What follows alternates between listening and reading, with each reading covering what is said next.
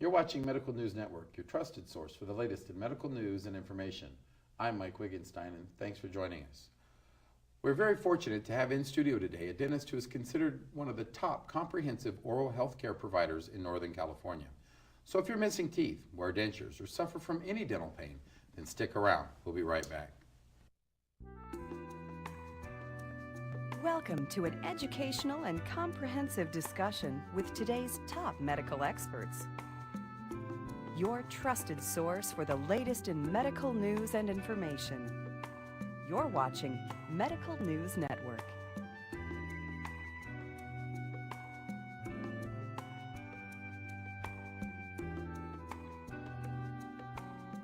Welcome back. We're in studio with Dr. James Ho, a Harvard graduate and director of the Dental Implant Institute. Dr. Ho has dedicated his career and spent thousands of hours in continuing education, finding better solutions to dental problems. Dr. Ho, welcome to the show. Thank you, Mike. It's good to be here. I invited you on today specifically to talk about dental implants. But before we get into that, tell me a little bit about your background and basically your practice philosophy. I graduated from Harvard Dental School in 1993. Okay. Since then, I have my first dental office in 1994, and I've been in private practice since then. I was in Boston for a good 6 years before coming out to Palo Alto, California. All right. Now, in your practice, and you and I have talked a little bit prior to today, but you seem to address a lot of different issues. I mean, when I talk to you about stuff, you have ideas that are a little different from most people. We talked a little bit about orthodontics. You've basically ventured into a wide variety of specialties. Is there a reason for that? Yes. I believe the only way to truly care for a patient is to understand from a multidisciplinary approach. By that I mean there's a subspecialty of or specialty of prosthodontics, periodontics, and orthodontics. But as a general dentist, I have the luxury to learn the best from all different specialties without stepping into other people's turfs. Now, that's a point that I don't think a lot of people know. People that are just, if you're a prosthodontist or a periodontist, that's what you do, and you do that one thing. As a general, you're able to do a little bit of everything. So you're able to provide kind of a bigger menu of items to deal with problems. Yes. Do you think that helps you being able to provide a more comprehensive program to people to be able to deal with problems simpler and easier than they may have if they had gone to just a single specialist? Well, let's put it this way. When we went to dental school, we only spent a semester or two focusing on one particular subject. But as you go into private practice, you continue to learn in all these fields.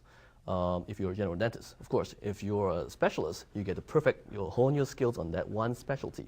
But for us, that's it. And for us, we get to learn the latest and the greatest from all these different fields, and based on our experience and knowledge and the willingness to learn, we can amalgamate all this knowledge and apply it to serve our patients better. We'll get into more of that later, but for right now, what is a dental implant? An implant, in essence, is a root replacement therapy.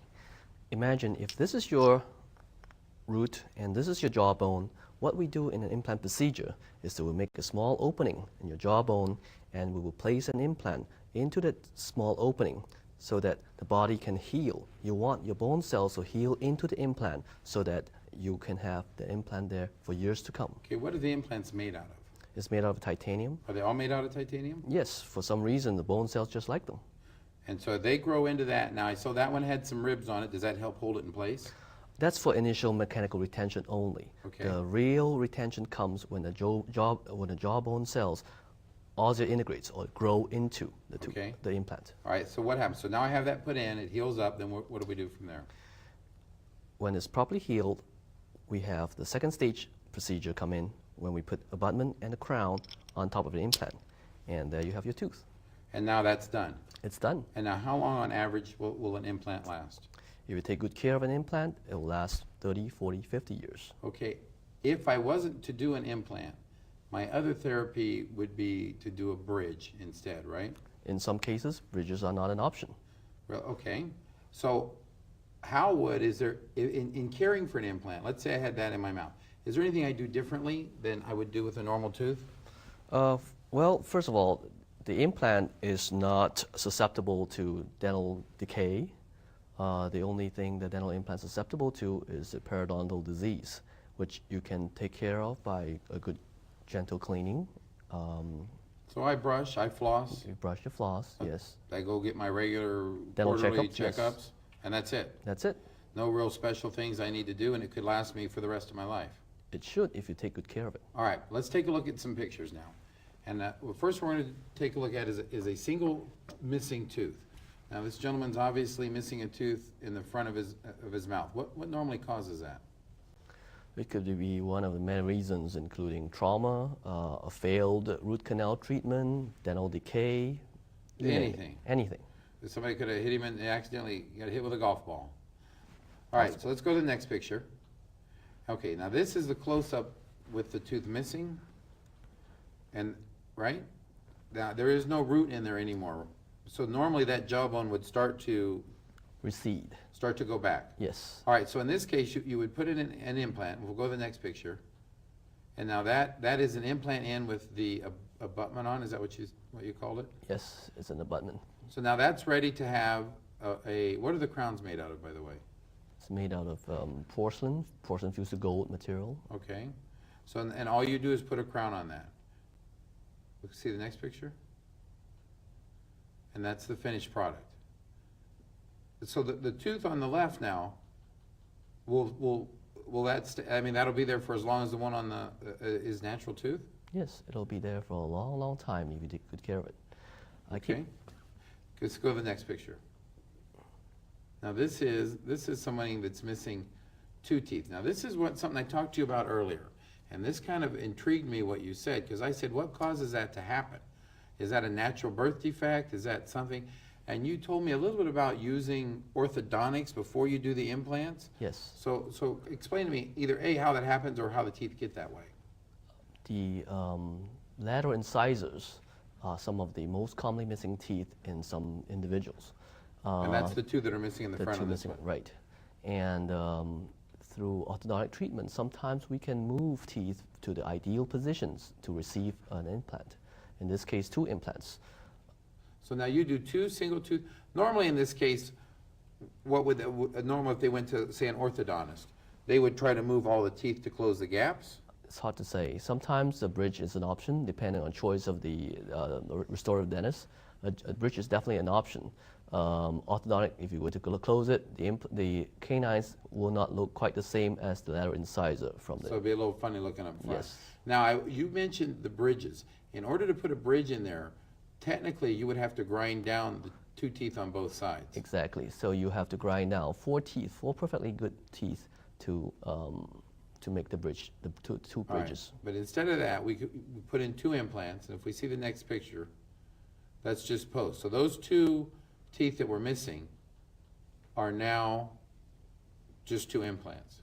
Right. And you can't, and they'll be there forever. No big deal. No big deal. They'll stay forever, and You the can 2 see- teeth next to it are perfect. All right, we're gonna have to take a quick break. When we come back, I wanna get into a little bit more about implant therapy and a little bit about keeping dentures in place using implants. You're watching Medical News Network. I'm Mike Wittgenstein. We'll be right back.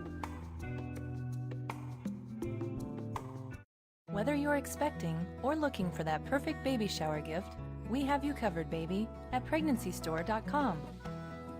Fertile Aid fertility supplements for women and men are all-natural vitamin and herbal supplements that enhance fertility. The Lila Baby 5-in-1 Moses Carrier is a baby carrier, bunting bag, foot muff, play blanket, and travel bedding all in one. PregnancyStore.com. It's the one-stop shop for moms-to-be.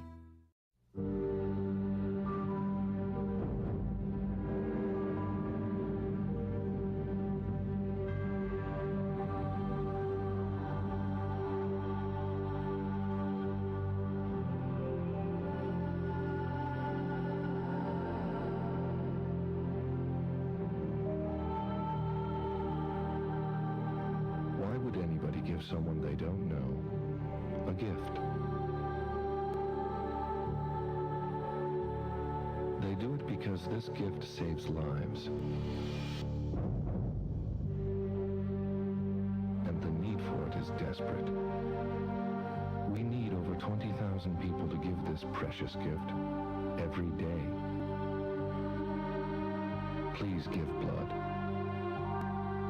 There's a life to be saved right now. Call the American Red Cross at 1-800-GIVE-LIFE. Janice is one of 4 million people suffering from Alzheimer's disease. There are days when she can't even remember the name of her illness.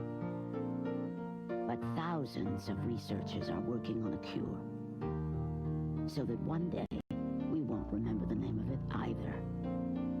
For more information on Alzheimer's disease research, call for a free fact sheet.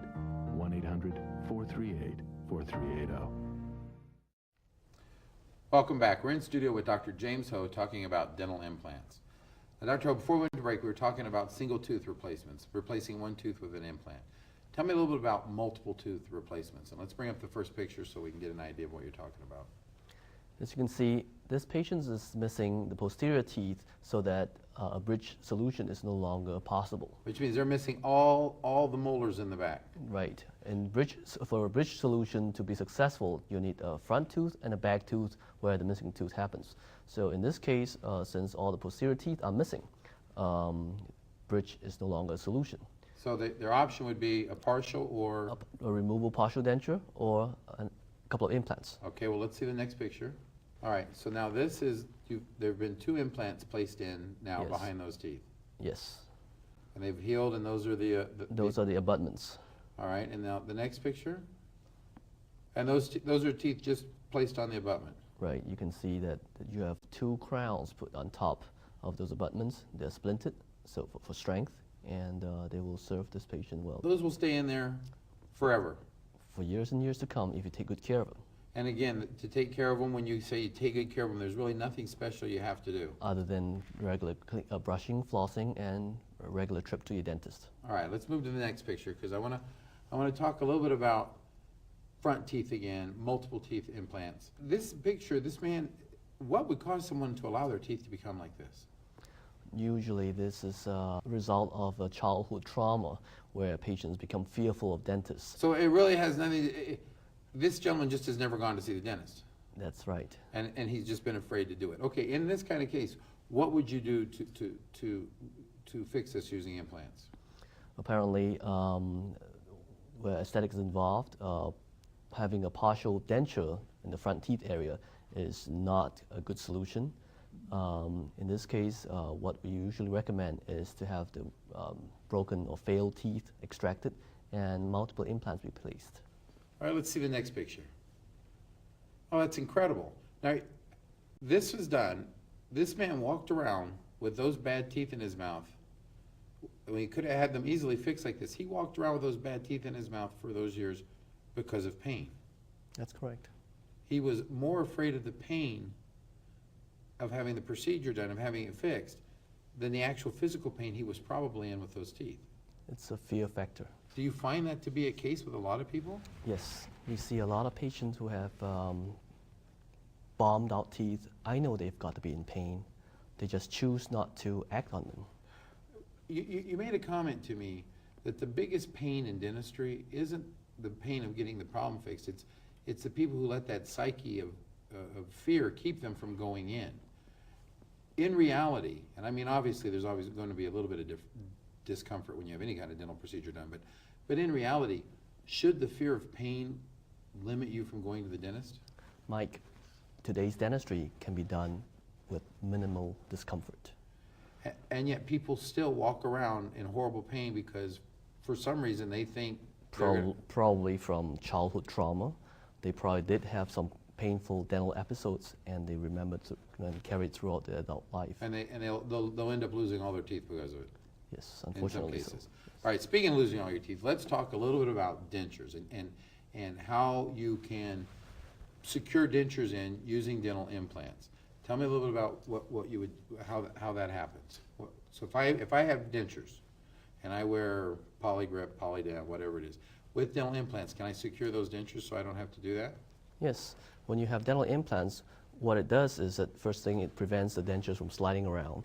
Most denture wearers get frustrated with their dentures, especially on the lower dentures, because they don't have the alveolar ridge bone to support the dentures. Once your teeth are gone, that bone starts to, They start shrinking. it starts to shrink, which would make your denture then not fit right. They become loose and sloppy, right? So over the years, you go through several relines until to the point where you know that they just don't fit anymore. All right, let's pull up the next picture, because the next picture is, well, actually, these are the little caps. The implants have been put in to secure in a front denture.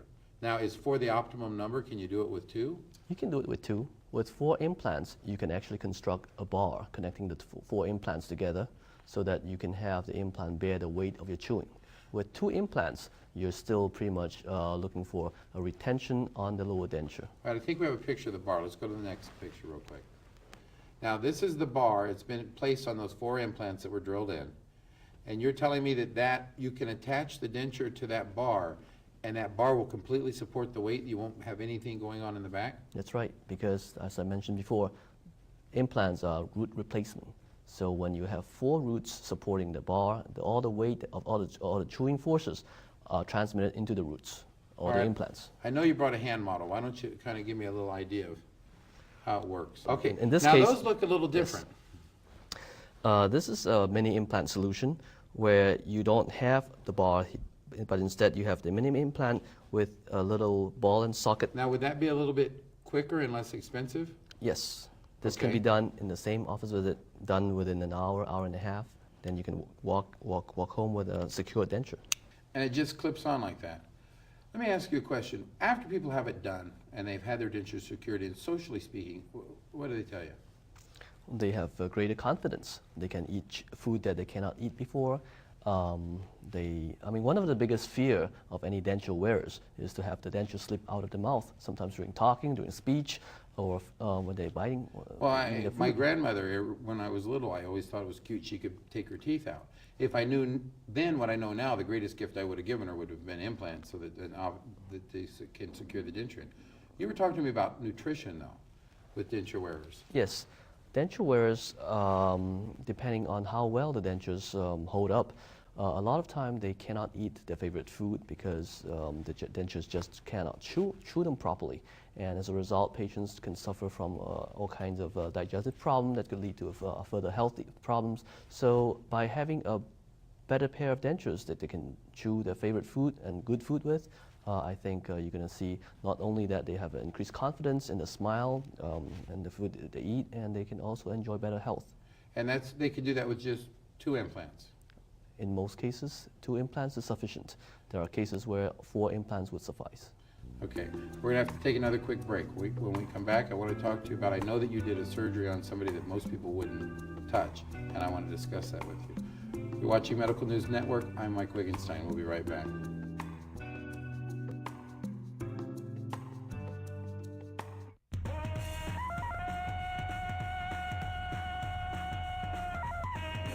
Tarzan, Lord of the Jungle, King of the Apes, Father of Boy. He knows what it takes to be a dad. You go for a ride, you take a swim, you hang out. All it takes is time. Hey, it doesn't take a hero, but it takes a man to be a dad.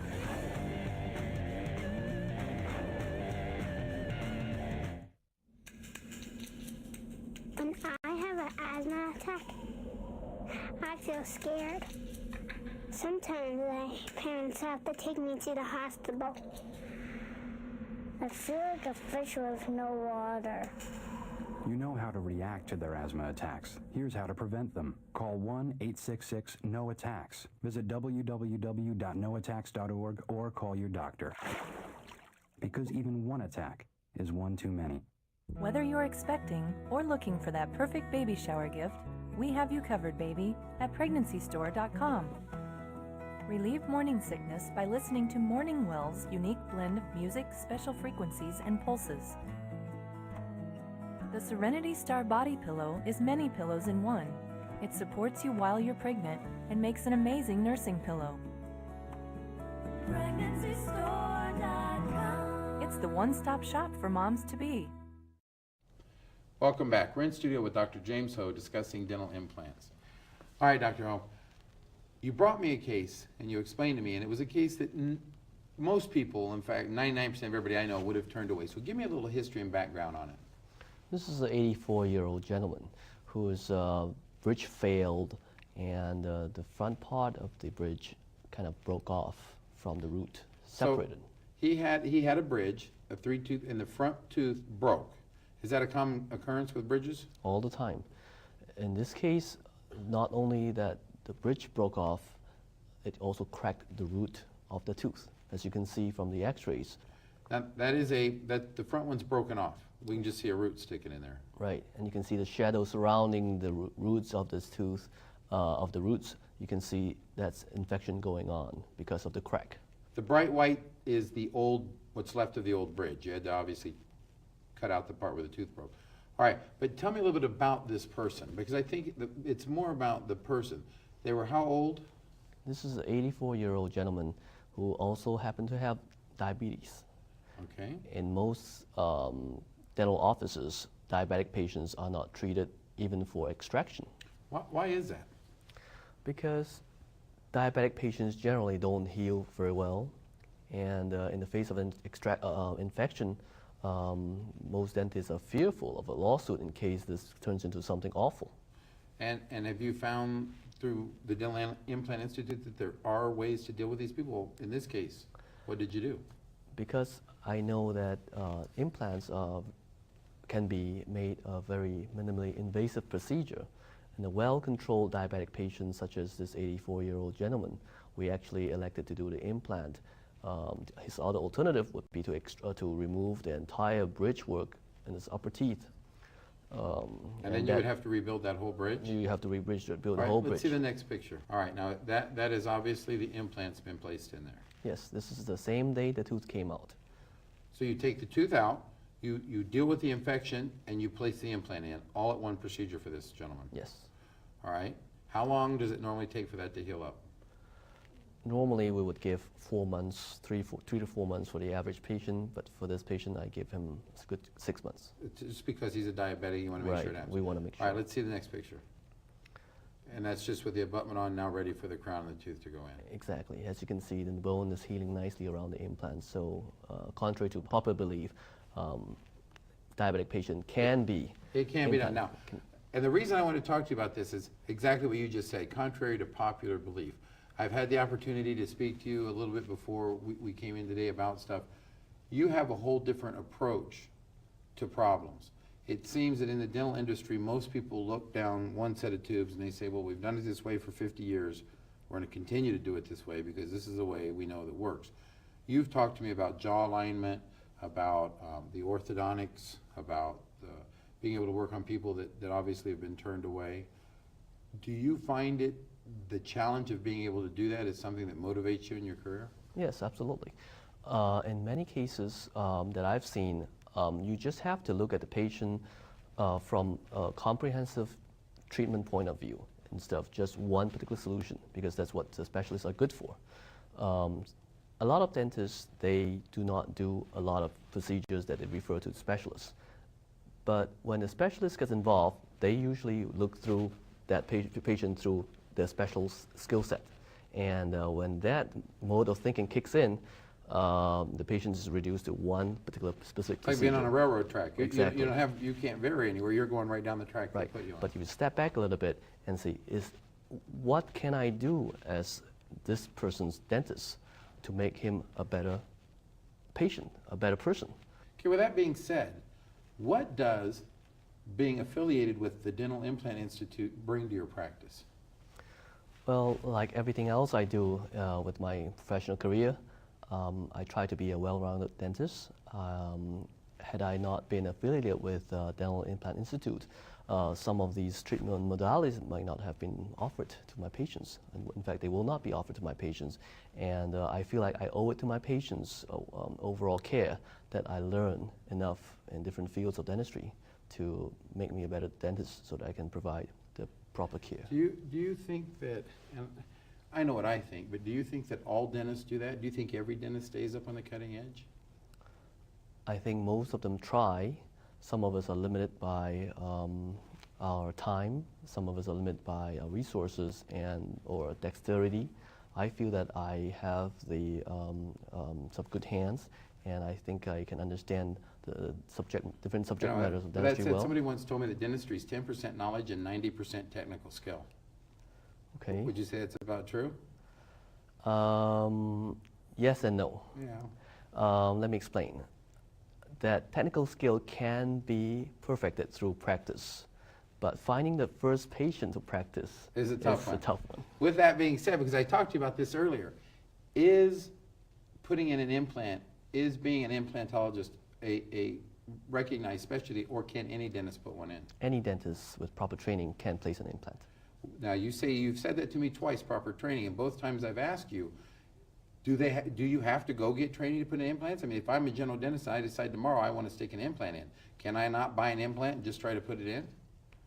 You could. You could. But the results may not be good, and if something goes wrong, you don't know who to turn to. Okay, so what should I look for? If I'm going to go out and get an implant, if I'm going to have my mom go get one, my sister, my aunt, whoever, what should I look for or ask that dentist before I allow them to work on me? You would check out the dentist's background, where he gets his training, and you would also know what professional, what affiliations he has, where he gets the training, whether the training is depending upon that dentist's talents, or maybe he got his training from a structured course where he knows he's got to have certain skill sets before he can become Is experience a factor? Do dentists get better at putting in implants the more they put in? Yes. If somebody's watching today, because I know we're running out of time and I want to find out from you, somebody's watching the show today, and what is the one thing you would want them to take home, the one thing that you'd want them to remember, if they didn't remember everything else, from the show? In dentistry, like in many other things, a stitch in time saves 9. But in dentistry, I like to tell my patients a stitch in time saves more than 99, because you have to factor in the pain, the cost, and the time factor in to fix something that is very broken. Whereas if you can catch it earlier, it can be mended fairly easily and painlessly. So no matter where you're at, start getting worked on now, because it just gets worse every day. All right, I know you have a lot of information on your website. We've covered a lot in the show, but obviously we haven't been able to cover everything. I want to put you on the spot a bit. If somebody has some questions, if they have some concerns, something that hasn't been answered, can they call you? They can call me, they can write me, they can email me. I'll answer too. I want to thank you for coming on the show. It's been a pleasure. You've been very informative. You've been watching Medical News Network. I'm Mike Wiggenstein. Until next time, I wish you good health.